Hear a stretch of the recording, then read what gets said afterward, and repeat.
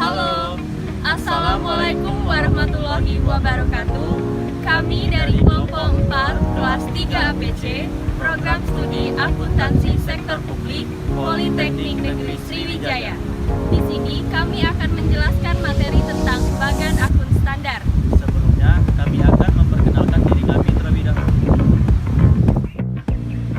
Perkenalkan, nama saya Ahmad Maulana Arif Hidayat dengan NIM 062040512421. Nama saya Fitri Frawina dengan NIM 062040510472. Saya Anissa Hairani dengan NIM 062040512422. Reformasi manajemen keuangan pemerintah yang ditandai dengan penerapan penganggaran berbasis kinerja dan akuntansi berbasis akrual menandai dimulainya proses penyempurnaan sistem pengelolaan keuangan pemerintah. Sebagai bagian dari proses tersebut, restrukturisasi bagan akun standar merupakan agenda yang penting bagi pengembangan proses di bidang akuntansi dan pelaporan.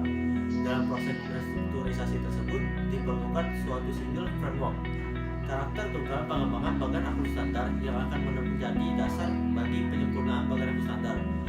Penetapan penggunaan bagan akun standar sebagai pedoman dalam mekanisme pengelolaan keuangan negara didahului dengan pembentukan suatu kerangka dasar dalam bentuk single framework bagan akun standar. Menurut Peraturan Menteri Keuangan Nomor 214/PMK.5/2013 tentang Bagan Akun Standar. Bagan akun standar merupakan daftar kodifikasi dan klasifikasi terkait transaksi keuangan yang disusun dan digunakan secara sistematis sebagai pedoman dalam perencanaan, penganggaran, pelaksanaan anggaran, dan pelaporan keuangan pemerintah.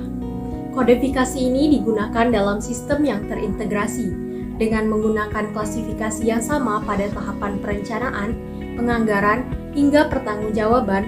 Bagan akun standar merupakan suatu pedoman dalam catatan seluruh transaksi keuangan pemerintah.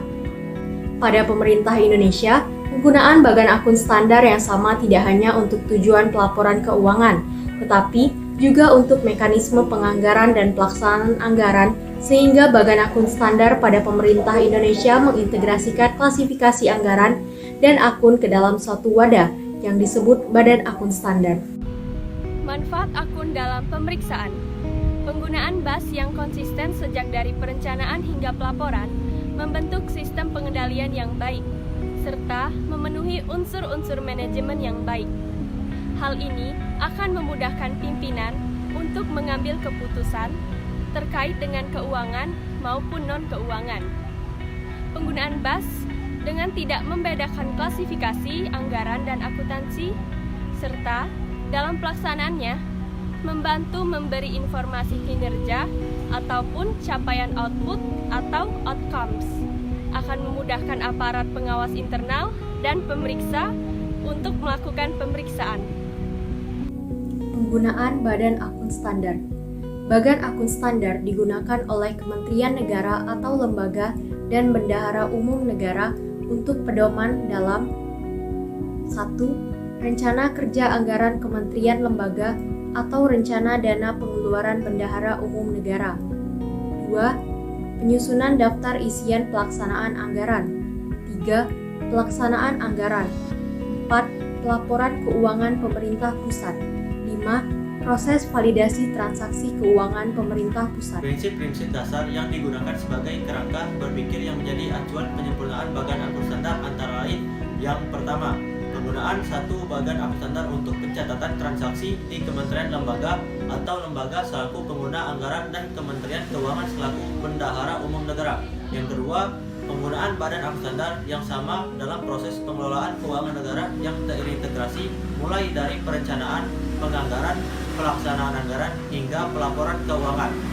Yang ketiga, penyesuaian badan akuntan standar dengan implementasi penganggaran berbasis kas dan akuntansi berbasis akrual, karena penyempurnaan dan pengembangan badan akuntan standar didasarkan pada pentingnya keselarasan antara basis penganggaran dan akuntansi yang digunakan pemerintah, sehingga terdapat informasi output yang mengakomodir penganggaran berbasis kinerja. Yang keempat, penggunaan badan akuntan standar dengan tidak membedakan klasifikasi anggaran dan akuntansi. Usulan pemutakhiran bagan akun standar berasal dari Kementerian Negara atau lembaga atau unit eselon 1 di lingkungan Kementerian Keuangan yang disampaikan kepada 1. Direktorat Jenderal Perbendaharaan yang meliputi pemutakhiran yang terkait dengan segmen akun atau segmen lokasi terkait dengan penerusan pinjaman. 2. Direktorat Jenderal Anggaran meliputi pemutakhiran yang terkait dengan 1. Segmen satker, 2. Segmen program, 3.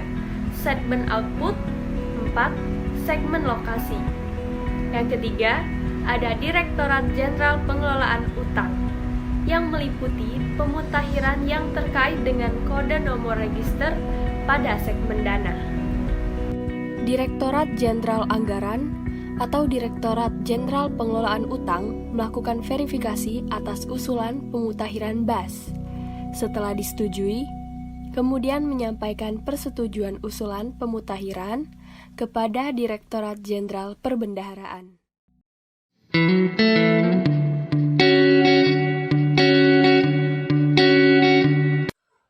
Penetapan kebijakan sebagai dasar pemutakhiran bagan akun standar disebabkan karena dua hal, yaitu yang pertama, 1. Perubahan peraturan perundang-undangan. Yang kedua, perubahan proses bisnis pengelolaan keuangan. Pemutakhiran bagan akun standar yang disebabkan karena penetapan kebijakan yang dilaksanakan oleh Dirjen Pembendaharaan berupa 1. Kode sumber dana dan kode cara penarikan pada segmen dana. Yang kedua, segmen bank. Yang ketiga, segmen KPPN. Yang keempat, segmen anggaran. Yang kelima, segmen antar entitas. Yang keenam, segmen cadangan.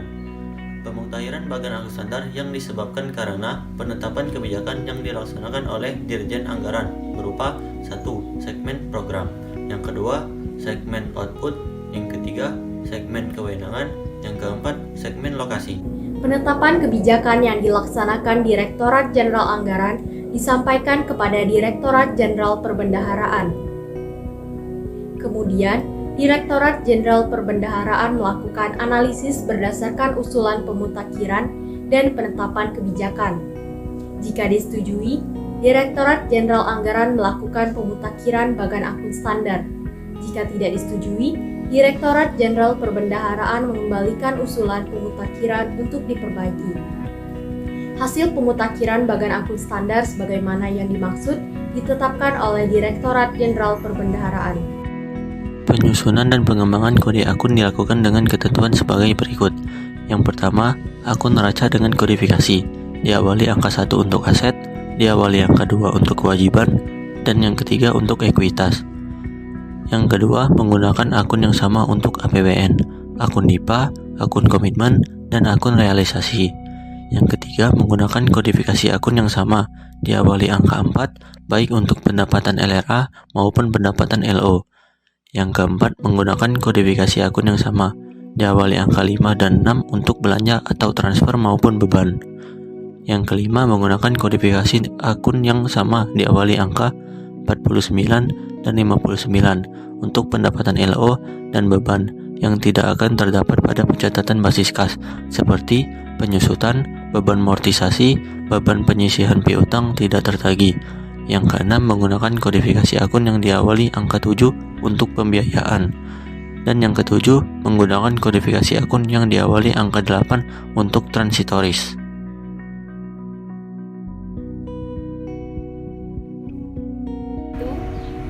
Segmen satker, yaitu segmen satuan kerja, satker, yang mencerminkan adanya unit yang bertanggung jawab dalam pencatatan transaksi.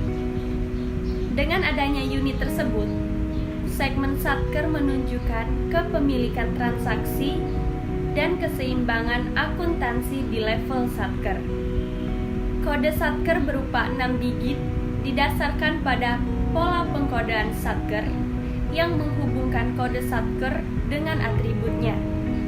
Dan atribut atas kode Satker antara lain berupa kode bagian anggaran, kode eselon 1, dan konsolidasi Satker. Segmen KPPN. Segmen ini menunjukkan adanya fungsi tempat pemrosesan pembayaran melalui kantor pelayanan perbendaharaan di bawah Ditjen Perbendaharaan Kementerian Keuangan.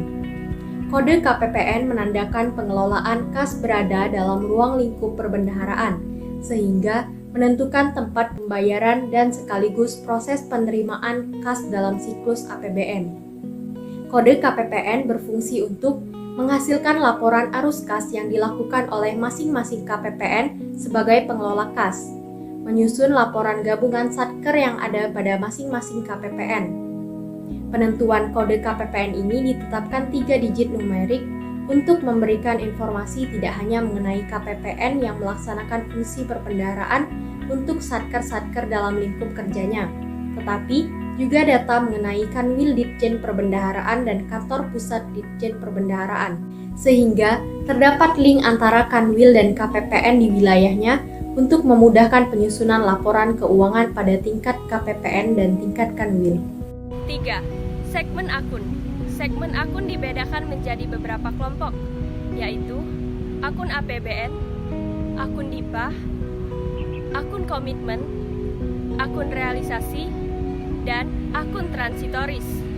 Dan juga ada akun neraca, yaitu kode akun akan mengalami perubahan karena adanya penerapan akuntansi berbasis akrual, sehingga akun-akun yang ada akan menjadi akun akrual. Dalam penerapan akuntansi akrual, terdapat beberapa laporan yang membutuhkan kode akun baru atau juga terkait dengan mapping dengan akun operasional berbasis kas yang sudah ada. Segmen program. Segmen program merupakan penjabaran kebijakan Kementerian Negara atau lembaga yang terdiri atas beberapa kegiatan. Program mengidentifikasi kebijakan dengan sasaran dan kinerja yang jelas dan terukur, sehingga setiap program merupakan gambaran setiap unit eselon 1 di Kementerian Negara atau lembaga. Segmen program yang terdiri dari 7 digit kombinasi akan terdiri dari 3 digit kode bagian anggaran, 2 digit kode eselon 1, dan 2 digit kode program. Segmen program yang disusun berdasarkan pedoman tersebut menggambarkan bahwa program mempunyai hubungan yang jelas dengan organisasi atau pelaksanaan kelembagaannya. Segmen output yang terdiri dari 7 digit kombinasi kode akan terdiri dari 4 digit kode kegiatan dan 3 digit kode output. Segmen output menggambarkan bahwa setiap output mempunyai keterkaitan dan hubungan yang jelas dengan pelaksanaan kegiatan suatu unit organisasi. Segmen dana. Segmen dana mencerminkan adanya alokasi pelaksanaan anggaran yang berasal dari sumber dana tertentu dan memiliki cara penarikan dana yang sesuai dengan sumber dana tertentu. Segmen dana ini merupakan kombinasi dari 1 digit kode sumber dana, 1 digit kode cara penarikan, dan 8 digit kode nomor register utang pemerintah dan atau hibah. Segmen bank. Setiap rekening BUN mempunyai satu segmen bank yang bersifat unik. Segmen bank adalah identitas atau kode yang diberikan pada setiap rekening yang dikelola atau ditata usahakan oleh kuasa BUN pusat, Direktur Pengelolaan Kas Negara, dan kuasa BUN di negara daerah atau KPPN. Segmen bank yang merupakan kombinasi dari tipe rekening atau 1 digit berupa alfabet A sampai Z atau nomor 1 sampai 9 dan nomor urut 4 digit.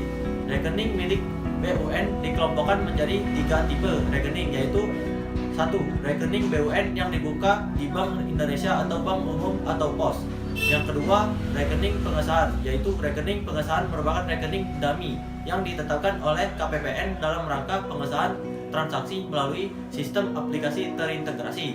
Yang ketiga, rekening transito yang merupakan rekening dummy yang ditetapkan oleh Direktorat Pengelolaan kas negara atau KPPN dalam rangka menyelesaikan transaksi transito melalui sistem aplikasi terintegrasi. Segmen kewenangan. Dalam proses pelaksanaan anggaran, terdapat beberapa kewenangan sebagai berikut. Kewenangan kantor pusat adalah pelaksanaan tugas pemerintahan yang didanai oleh APBN yang dilaksanakan oleh Satker kantor pusat kementerian atau lembaga, termasuk di dalamnya Satker Badan Layanan Umum, Satker non-vertikal tertentu. Kewenangan kantor daerah adalah pelaksanaan tugas pemerintahan yang didanai dari APBN yang dilaksanakan oleh kantor kementerian atau lembaga di daerah. Kewenangan dekonsentrasi adalah pelimpahan wewenang dari pemerintah kepada gubernur sebagai wakil pemerintah dan atau kepada instansi daerah di wilayah tertentu. Kewenangan tugas perbantuan adalah penugasan dari pemerintah kepada daerah dan atau desa, dari pemerintah provinsi kepada kabupaten atau kota dan atau desa, serta dari pemerintah kabupaten atau kota kepada desa untuk melaksanakan tugas tertentu dengan kewajiban melaporkan dan mempertanggungjawabkan pelaksanaannya kepada yang menugaskan. Kewenangan urusan bersama adalah urusan pemerintahan di luar urusan pemerintahan yang menjadi kewenangan sepenuhnya pemerintah, yang diselenggarakan bersama oleh pemerintah, pemerintah daerah provinsi, dan pemerintah daerah kabupaten atau kota. Hal ini merupakan amanat dari peraturan perundang-undangan mengenai pemberantasan kemiskinan. Segmen lokasi. Segmen ini menunjukkan lokasi tempat berlangsungnya kegiatan atau penerimaan dana. Selain itu, dengan adanya kode lokasi, maka terdapat pengendalian anggaran atas alokasi pembagian dana bagi hasil, dan yang bertujuan untuk transparansi pengalokasian dana dalam transaksi pengelolaan keuangan daerah. Selain itu, kode lokasi juga dipergunakan sebagai informasi kode penerima dana. Segmen anggaran. Dalam siklus pengelolaan APBN, terdapat beberapa tahapan pencatatan transaksi keuangan. Tahapan tersebut terdiri atas transaksi APBN, DIPA, realisasi, pengembalian realisasi, dan penyesuaian akrual. Transaksi APBN dan DIPA juga dibedakan untuk tujuan pelaporan keuangan, yang dimana laporan keuangan pemerintah pusat akan membandingkan data realisasi dengan data anggaran berupa APBN. Sedangkan laporan keuangan Kementerian Negara atau lembaga akan menyandingkan realisasi dengan data DIPA. Segmen antar entitas merupakan segmen yang berisi ditagihkan kepada entitas lain dan diterima dari entitas lain sebagai lawan dari kode Satker untuk transaksi antar entitas. Transaksi antar entitas terjadi ketika pada suatu transaksi berisi hubungan relasi antara dua kode Satker yang berbeda, sehingga terdapat beda kepemilikan dalam satu transaksi. Segmen cadangan. Kode cadangan saat ini belum digunakan. Kode ini disediakan jika nantinya dalam pengembangan Badan Akun Standar kedepannya akan membutuhkan segmen baru yang belum tertampung dalam segmen kodifikasi Badan Akun Standar saat ini. Dewasa ini, penyempurnaan pengelolaan keuangan negara tidak hanya melalui penyempurnaan dan modernisasi sistem, tapi juga bisa melalui proses penganggaran dan perbendaharaan negara. Hal ini terwujud melalui suatu program yang mengintegrasikan sistem penganggaran dan sistem perbendaharaan ke dalam suatu sistem yang sama, atau nantinya dikenal dengan SPAN, yaitu Sistem Perbendaharaan dan Anggaran Negara. Sistem ini merupakan terobosan terhadap konsep siklus pengelolaan keuangan negara, yaitu siklus yang dimana dimulai pada tahap perencanaan, penganggaran, pelaksanaan anggaran, serta pertanggungjawaban keuangan negara. Untuk itu dilakukan keseragaman kodifikasi serta pengelolaan keuangan negara dalam pencatatan transaksi keuangan pemerintah. Hal inilah yang mendorong dalam penyempurnaan kodifikasi Badan Akun Standar. Demikianlah pemaparan materi dari kelompok kami. Kami mohon maaf apabila terdapat kesalahan dalam penyampaian materi. Semoga apa yang kami sampaikan dapat bermanfaat untuk kita semua.